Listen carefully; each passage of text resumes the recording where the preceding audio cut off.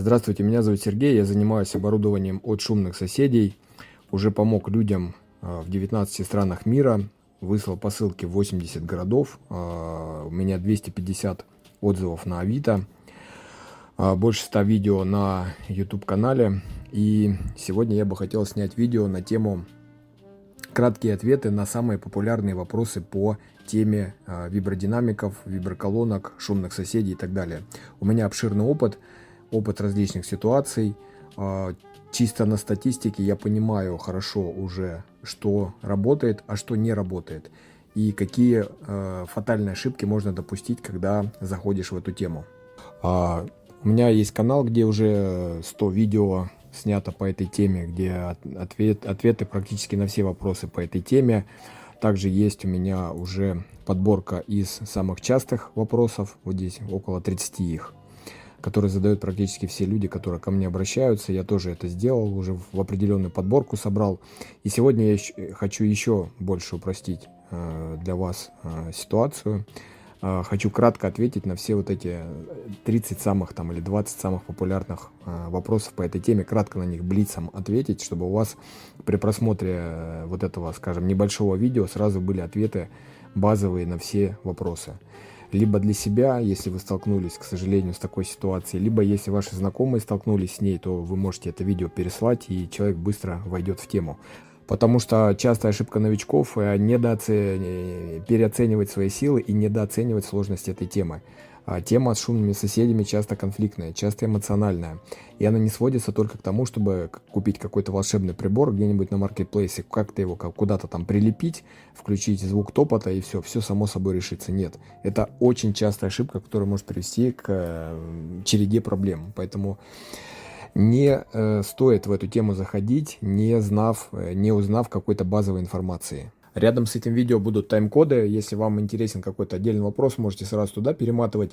Либо, если какой-то вопрос вас заинтересовал и краткий ответ вас не устраивает, то переходите. Здесь также будет где-нибудь рядом с этим видео ссылочка на полное видео по этой теме. Итак, поехали. Во-первых, самый частый вопрос по этой теме: как это работает, принцип действия, почему это эффективно против шумных соседей. Вибродинамик или виброколонка – это такое звуковое устройство, которое прижимается к твердой поверхности, к потолку, к полу или к стене и эффективно передает сквозь нее звуки. Именно поэтому это используется против соседей. Грубо говоря, это как музыкальная колонка, просто она играет с помощью твердой поверхности, то есть потолка, стены или пола. И поэтому, когда вы ее прижимаете, например, к потолку, если у вас соседи сверху шумные, то им с той стороны, у них из пола будет очень сильно громко передаваться звук. То есть эта система эффективно передает звуки через твердые поверхности. Именно поэтому она используется против шумных соседей. При этом шум от нее не настолько шумно вам будет самим, как если бы вы прижимали обычные музыкальные колонки к потолку. Если это делать, то у вас у самих будет слишком шумно. Если использовать виброколонку или вибродинамик, то шума у вас будет значительно меньше, и основная часть шума будет уходить соседям.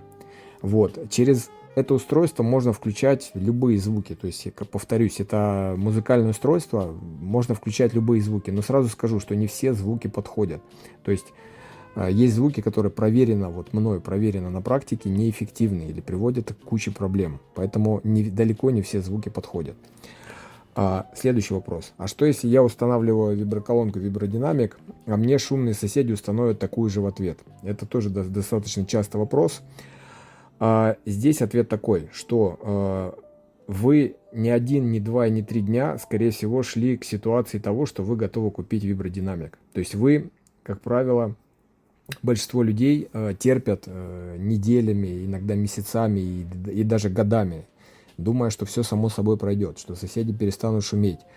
Не знаю, по 10 раз ходят, просят не шуметь, пытаются дружить с этими соседями, как-то договориться, найти общий язык, там что-то еще. То есть это не за один день происходит. И думать о том, что если вы вдруг покупаете виброколонку и начинаете ее использовать против соседей, соседи там на следующий день побегут ее и купят, большинство, 99% шумных соседей делать этого не будут. То есть это вам шум надоел настолько, что вы готовы купить прибор. А ваши шумные соседи и в ус не дуют. То есть им вообще ничего не мешает, они часто о вас вообще не думают. То есть они просто живут свою жизнь, в которой никаких виброколонок нет. Чтобы им задуматься о виброколонке, нужно вникать в эту ситуацию, нужно какой-то в интернете искать информацию, нужно что-то там изучать и так далее. И также это, как правило, скорее всего, займет не один день, и точно так же они не захотят этим заниматься. Как правило, шумные соседи — это такие, скажем, не особо осознанные люди, скажем так, которые вообще предпочитают мозг часто не включать. Поэтому думать, что они прям супер продуманные будут, это не так. Опять же повторюсь, большинство из них не будут. Естественно, какая-то часть, очень небольшая, соседей купят эти колонки, естественно. Но здесь расчет на то, что ситуация, в которой вы купили колонку, ваши соседи шумные купили колонку, и вы с друг другом воюете, она прежде всего невыгодна шумным соседям. Почему? Потому что вы купили колонку не от хорошей жизни. Вы уже находитесь на последней стадии, скажем так, терпения. Вам терять просто нечего. Для вас это крайняя мера, для большинства из вас. А для шумных соседей они просто жили свою жизнь, и им вообще пофигу мороз, как говорится. Поэтому им, чтобы, грубо говоря, вернуть их спокойную жизнь, достаточно просто перестать шуметь или шуметь меньше, чтобы это вас устроило. И это намного более простое для них решение, чем покупать колонку и воевать с вами. Вам деваться некуда. Вы все равно будете ставить колонку и воевать с ними, как говорится, до талого. А ваши соседи на это, как правило, не готовы. Да, на эмоциях они могут там пару раз включить еще что-то, но если вы будете грамотно и системно на них воздействовать, то это им вообще не нужно. И принять решение перестать шуметь для них намного проще, чем покупать колонку. Следующий момент. Реально ли поможет виброколонка против шумных соседей? По статистике, у меня большой опыт. Да, в большинстве ситуаций, если это грамотно применено, то против большинства шумных соседей это работает. Потому что там есть, скажем так, такие тактики, которые невозможно пересидеть, переждать, перетерпеть и так далее. И шумные соседи будут вынуждены пойти на уступки, пойти на договоренности. И да, это реально работает, если это грамотно делать. Как грамотно делать, я выдаю всем своим клиентам при покупке оборудования, либо на платной консультации. Всю подробную информацию я даю. Следующий момент. Виброколонка против шумных соседей только усилит конфликт или нет? Иногда такой вопрос задают. Виброколонка против шумных соседей, здесь опять же такой более философский вопрос. Заранее это понять невозможно. Только методом тыка, только методом тестов, покупая оборудование, грамотно его применяя, вы сможете получить ответ на этот вопрос. По статистике, против большинства шумных соседей это работает. Терять вам, как правило, нечего. То есть шум сам по себе не прекратится, сам по себе он не исчезнет. Все какие-то способы воздействия вы, скорее всего, уже применили и поняли, что это все не работает. Поэтому терять вам абсолютно нечего. И если это грамотно применять, а есть определенные методики, как это грамотно применять, чтобы, скажем так, лишний раз не усиливать конфликт, не включать это. Как правило, это ошибка людей, что они покупают на эмоциях, терпят, покупают, врубают это все, там, не знаю, сутками или там днями это играет, это действительно усиливает, как правило, конфликт и приводит к всяким ненужным последствиям. Вот так делать, как правило, вообще не нужно. То есть нужно более грамотно подходить к этому моменту. И отвечая на этот вопрос, что грамотно, если это применять, то это минимизирует риски усиления конфликта. Дальше. Следующий очень популярный вопрос это, а если, допустим, мы купили вибродинамик, виброколонку, вот соседи, она же от сети работает, и типа вот соседи выключат нам электричество, нужен какой-то, не знаю, аккумулятор, повербанк, какая-то, не знаю, система, какая-то супер продуманная инженерная система, чтобы она там сама включалась, выключалась и так далее.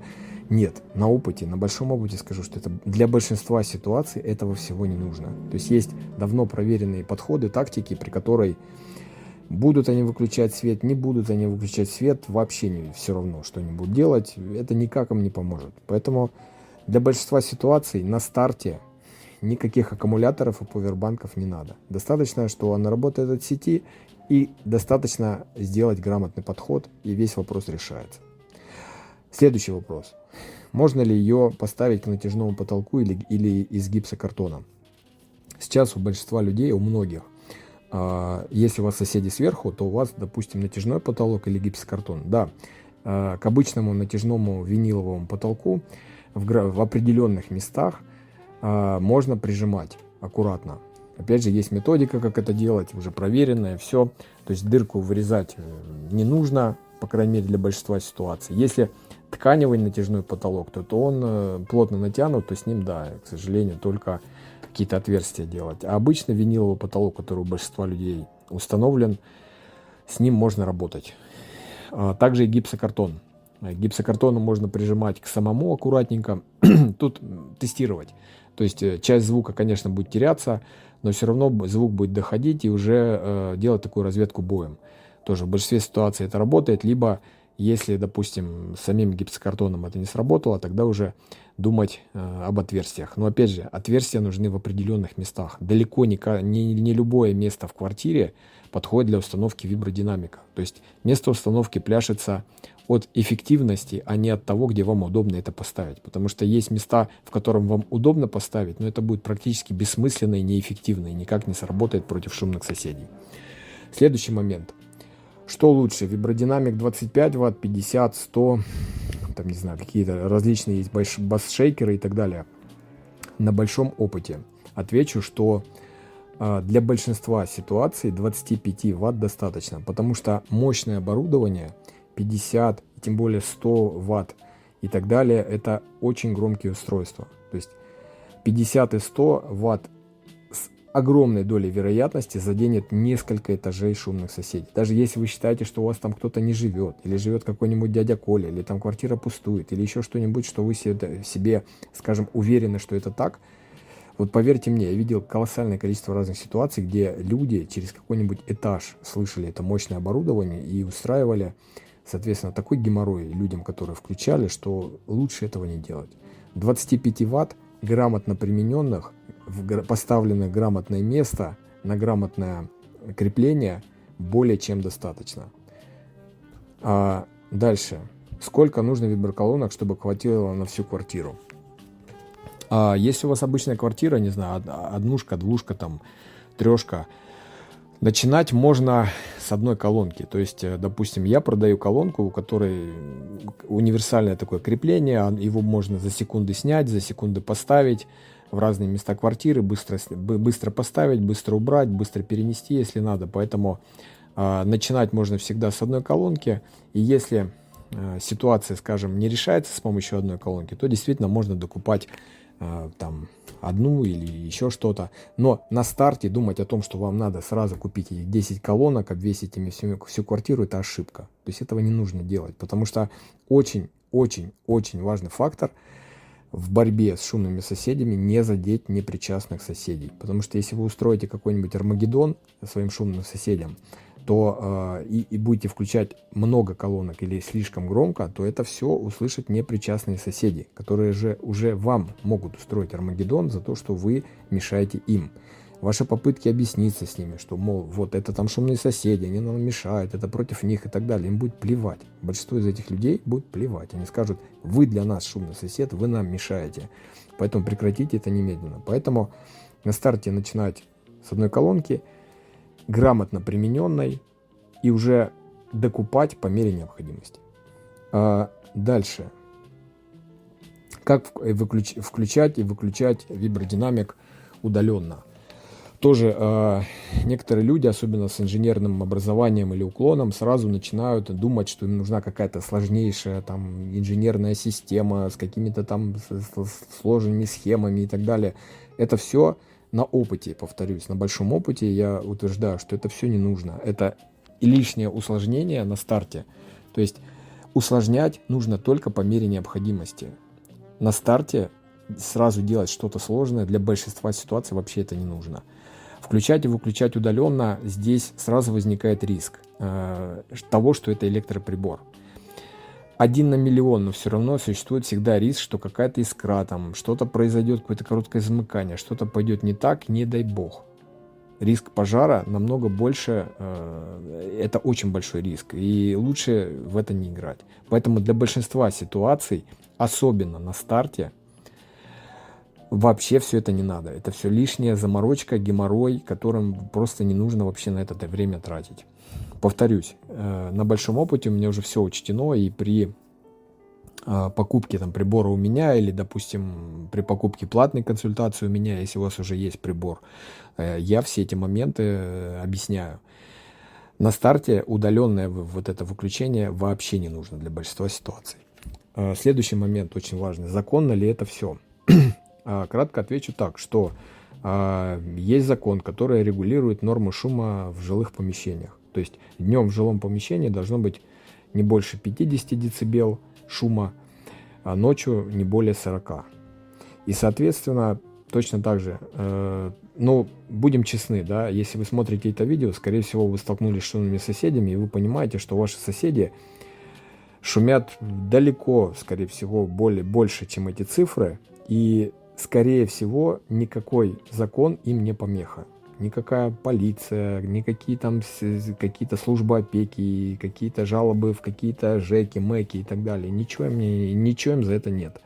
Соответственно, если вы применяете грамотную колонку, вы можете не выходить за вот эти допуски, нормативы, создавать шум шумным соседям, не задевать непричастных соседей, создавать дискомфорт только шумным соседям и не выходить за границы допущенного шума. Да, это возможно, если грамотно все сделать. Как это сделать, я даю информацию при покупке или на платных консультациях у себя. Следующий момент. Какие самые лучшие звуки для виброколонки? В интернете очень много всяких различных звуков для колонки. Есть различные там люди, которые говорят, вот надо включить им звук топота или звук молитв, или там какой-нибудь индейцы, где кричат, еще что-то, лай собак, или, не знаю, звуки гей-порно. Вот, поверьте мне, на основе своего опыта, вот эти звуки, так называемые, для соседей, естественно, я их использовал, когда, скажем, на заре, когда начал этим заниматься, естественно, я все эти звуки со своими клиентами в разных ситуациях все протестировал. Большинство из этих звуков абсолютно не подходят, потому что по многим причинам. То есть они привлекают излишнее внимание, во-первых, да, других людей, и, как правило, это внимание вообще вам не надо. То есть у меня уже давно сформировалась определенная подборка самых эффективных звуков, которые подходят для соседей и которые я выдаю своим клиентам. И еще момент, что идея того, что нужен какой-то вот супер там важный звук, какой-то ультразвук там таких-то герц, мерц и так далее, это все преувеличено. То есть звук какой включать важно, но это всего лишь одна из переменных. И какой звук включать, это не самое главное, так же как и громкость. То есть есть другие еще переменные, которые влияют на результат, и они намного важнее, чем звук и громкость. Следующий вопрос. Как не задеть непричастных соседей? Очень важный момент, потому что действительно привлекать внимание других людей вообще вам не надо. Для большинства ситуаций просто не надо. Идея на эмоциях, хочется объясниться, да, сказать этим людям, вот меня там достали, мы там, не знаю, месяцами уже не спим, нас достали шумные соседи, вот мы хотим их проучить и так далее. В большинстве ситуаций вообще это ни с кем ничего не нужно обсуждать, потому что люди, вот даже в комментариях под моими видео, люди, которые не в теме, постоянно высказывают мнение о том, что типа нафига этой фигней заниматься, сходите поговорите, зачем вот так вот как крыса поступать, что там какие-то мстилки делать. То есть люди, которые никогда не сталкивались с шумными соседями, крайне негативно или как минимум не приветствуют подобные виброколонки, вибродинамики против соседей. Поэтому объясняться с ними вообще нет никаких причин, как правило. Поэтому крайне важно не задеть непричастных соседей. Делается это с помощью того, что выбирается очень грамотное место под вашу квартиру, под вашу ситуацию, место установки вибродинамика. Выбираются грамотные звуки, грамотная громкость и грамотная тактика. Вот это все позволяет не задеть непричастных соседей. Следующий вопрос. Насколько будет слышно у нас самих? Здесь как я уже вначале сказал, что этот прибор намного тише играет, чем обычные колонки. Примерно как средней громкости играющий телефон. Сразу скажу, идея того, что это будет бесшумно, что у соседей будет там, не знаю, концерт Prodigy какой-нибудь, там все трястись, а у вас будет тишина, это наивно. Так не бывает, это законы физики. То есть такого в принципе невозможно. Да, в своих, как бы сказать, у меня есть крепление с шумоизолятором. Для соседей сверху там есть специальный шумоизолятор, который убирает где-то 40% шума для вас. Но это все равно никогда не будет бесшумным. То есть примерно как средний играющий телефон, на это ориентируйтесь.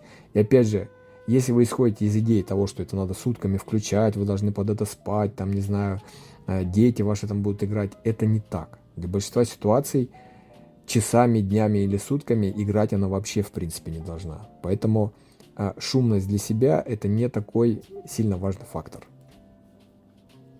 Следующий момент. Вибродинамик или виброколонка, что лучше выбрать?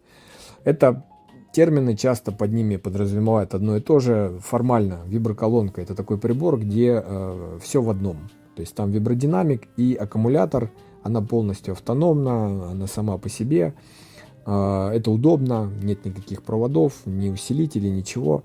Но, как правило, она слабее по громкости, чем вибродинамик. Вибродинамик это прибор, когда там есть сам вибродинамик, усилитель, провода. Он работает от сети, а не от аккумулятора. Он громче и он удобнее, потому что если что-то там сломалось или пошло не так, вы какую-то детальку можно заменить, поменять и так далее. По опыту я склоняюсь больше к вибродинамикам. С ними удобнее работать. И опять же, как ранее выше я сказал, что то, что он работает от сети, не является недостатком. То есть для большинства ситуаций какой-то аккумулятор придумывать не нужно. Поэтому я за вибродинамики. Следующий вопрос. Вибродинамик. Виброколонка слабая, не пробьет потолок, пол, стену. Иногда какие-то люди пишут, вот, фигня эти ваши вибродинамики, ничего не слышно, бетон она не пробьет. И такие вот мамкины инженеры, которые почему-то с чего-то вдруг решили, что это не так. То есть это полная чушь. То есть, как вначале я объяснял, вибродинамик прижимается к стене, к полу или к потолку и достаточно эффективно передает звук. Поэтому его мощности для большинства ситуаций, даже 25 Вт, более чем достаточно, чтобы решать вопрос. Как я уже несколько раз сказал, идея, что это должно орать, как концертные колонки, там, не знаю, у ваших соседей все должно трястись, это полная глупость. То есть так не надо делать. Звук такой мощности заденет пол подъезда непричастных соседей со всеми вытекающими обстоятельствами. Поэтому это все не нужно. 25-ваттный вибродинамик вполне себе хорошо, нормально пробивает и пол, и потолок, стену. Все дело в грамотном его применении. Следующий вопрос. Шумные соседи. Воздействовать на них вибродинамиком или сделать себе шумоизоляцию? Опять же, на большом опыте я видел, у меня было очень много клиентов, которые себе сделали шумоизоляцию. Среди них были даже клиенты, которые сделали себе так называемую комнату в комнате, когда делается шумоизоляция потолка, стен и пола. То есть делается еще один контур, такой комната в комнате, который стоит очень хороших денег, и даже это не помогало. То есть если у вас соседи сверху, и у них не сделан пол, и у них ударный шум от того, что они там бьют пятками в пол, например, от этого никакая самая дорогая шумоизоляция, к сожалению, не поможет. Шумоизоляция помогает от воздушного шума. Например, если у вас соседи сбоку, и шум от них это громкая музыка или крики, то, скорее всего, шумоизоляция стен хорошая. Эти крики какую-то часть их уберет. Но если соседи сверху, а большинство шумных соседей у людей это соседи сверху, и жалобы на шум – это ударный шум. Вот против ударного шума шумоизоляция не сработает. Вы можете зайти, если интересно, на форумы, где люди постоянно жалуются, что они сделали себе там какую-то дорогущую шумоизоляцию потолка, и это никак не работает. Таких историй полно. Следующий момент. Поможет ли служба опеки против шумных соседей с топающими детьми? В большинстве ситуаций, опять же, по опыту это не работает, потому что служба опеки занимается только действительно какими-то такими стрёмными ситуациями, когда родители алкаши, дети, не знаю, привязаны к батарее, немытые там и так далее. Вот в таких случаях они там, не знаю, забирают этих детей, отправляют их там в дома, там еще что-то решают. Если плюс-минус обычная семья, там нет побоев, там нет алкоголя, каких-то, не знаю, наркотиков или какого-то прям неадеквата, они этим не занимаются. Даже если дети, не знаю, 10 часов бегают по квартире, бесятся, не знаю, играют в футбол в 3 ночи, опека ничем этим не занимается. По статистике это, к сожалению, так. Следующий вопрос. Живу в съемной квартире, могу ли применять? Да, если это все грамотно сделать, то это не оставляет никаких следов. Опять же, я выше сказал, что если все грамотно делать, вы не нарушаете никакие законы. Опять же, я даю подробные инструкции, как поступать, где поставить, что включать, как делать, то есть как не задеть других соседей, то есть риски полностью снижаются и все. Даже вы можете договориться со своим, там, не знаю, хозяином квартиры, либо можете там, на свой страх и риск применять это самостоятельно. Опять же, это решение вас как взрослого человека, да, вы не мальчик, не девочка, школьница, за которую кто-то что-то должен решать. Вы самостоятельно принимаете решение, как вам с этой ситуацией быть. Прежде всего, это ваша ответственность, то, как вы с этим поступите. Дальше. Я девушка, следующий вопрос. Я девушка, разберусь я в этих всех технических вещах. На основе большого опыта я максимально, вот если вы там берете у меня, то я максимально упростил крепление. У меня уже какая-то 10-я там версия этого крепления. Я максимально все упростил, чтобы вот даже женщины с маникюром, далекие от технических вещей, смогли с этим разобраться. Комплект уже полностью собран, его просто надо в розетку включить, там включить звук, все, там пару кнопок нажать и все работает. То есть проблем никаких нет. Опять же, по опыту у меня было очень много девушек-женщин, там, у которых там, ну, которым некому помочь, и они самостоятельно, без проблем с этим разбирались. Я даю подробнейшие видеоинструкции, видеокурсы, где все пошагово все разобрано. И также я остаюсь на связи, если что, мне можно написать какой-то вопрос, проконсультироваться. Следующий вопрос. Шумные соседи. Кастрюля с телефоном поможет или нет? По интернету гуляют идеи того, что вот кладешь в кастрюлю телефон, прижимаешь к потолку, и это шумит соседям. Да, это может помогать чуть-чуть, но это будет шумно для вас самих, потому что вибродинамик прижимается непосредственно к потолку. А здесь это все играет через кастрюлю, и большинство звука остается у вас в квартире, это будет громко для вас самих. Ну и плюс, как бы дешевые методы, это, как правило, дешевый результат, к сожалению. Скажу так, что в большинстве ситуаций это плохо работает. Следующий момент. Музыкальные колонки к потолку. Еще один способ такой очевидный, как будто бы. Музыкальные колонки будут громкие для вас самих. То есть, чтобы пробить, допустим, потолок или стену или пол, нужно включать их очень громко. У вас в квартире будет очень громко. И вы, скорее всего, заденете непричастных кучу соседей. И уже у них к вам будет колоссальное количество претензий. И вы сами становитесь вот таким же шумным соседом, который мешает другим людям. Поэтому я не советую этот метод. Следующий вопрос. Включу виброколонку и еду на несколько дней. Поможет это или нет? По опыту. В большинстве ситуаций так делать не надо. Выше я рассказывал про то, что это электроприбор. Есть все равно риск, как вы не подстрахуетесь, все равно есть риск там какого-то замыкания, еще чего-то. И не дай бог вы спалите квартиру. Поэтому в большинстве ситуаций это все не нужно делать. То есть все решается проще, есть намного более простые подходы, и я не советую это делать в большинстве ситуаций. Следующий вопрос. Стыдно применять виброколонку, чем я занимаюсь? Ну, такой больше, не знаю, философский вопрос. Вам самим решать. Вы взрослый мужчина или женщина, и вы должны для себя решение принять. Если вы готовы терпеть шумных соседей, пожалуйста, можете терпеть. Или, допустим, переехать в какую-то другую квартиру, если вы не готовы терпеть. Если вы хотите решать вопрос с помощью вибродинамика, вам придется на это пойти. Опять же, здесь оправдание для вас, как, не знаю, совестливого человека, что это крайняя мера, что если вы пытались договориться с соседями, пытались найти общий язык, найти какой-то компромисс, там все это не сработало, то вы, к сожалению, вынуждены применять уже какие-то более серьезные средства. И с этой точки зрения у вас есть все права на это. Следующий вопрос. Хочу включить их же шум. Как это сделать?